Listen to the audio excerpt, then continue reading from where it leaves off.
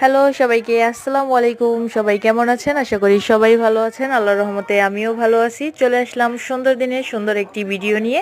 আশা করি আজকে ভিডিওটা আপনাদের কাছে খুবই ভালো লাগবে। আর যদি ভিডিওটা ভালো লেগে থাকে তাহলে অবশ্যই লাইক, কমেন্ট, শেয়ার করবেন। আর আমার চ্যানেলটাকে সবাই সাবস্ক্রাইব করে দিবেন। এই তো সুন্দর মটরশুঁটি নিয়েছি। শীতের দিনে এরকম মটরশুঁটি খেতে খুবই মজা লাগে।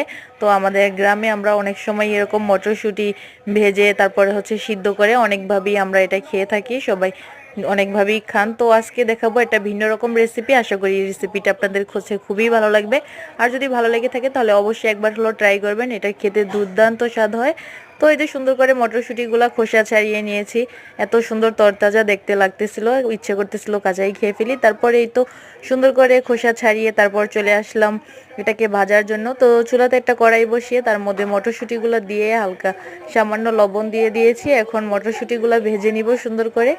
এই তো এখন নাড়াচাড়া করে নিতেছি ভাজার জন্য। এরকম ভাজা করে খেতে খুবই মজা লাগে। তো আপনারাও এরকম করে খেয়ে দেখবেন, অনেক মজা খেতে এটা হয়। তো এখন আমার মটরশুঁটিগুলো ভাজা হয়ে গিয়েছে। তারপর আমি মটরশুঁটি দিয়ে সাথে মিক্স করে খাওয়ার জন্য নিয়ে নিয়েছি এক মুঠ চাল। আর চালটাও সেম প্রসেসভাবে ভেজে নিব। একটু সামান্য পানি আর লবণ দিয়ে দিয়েছি।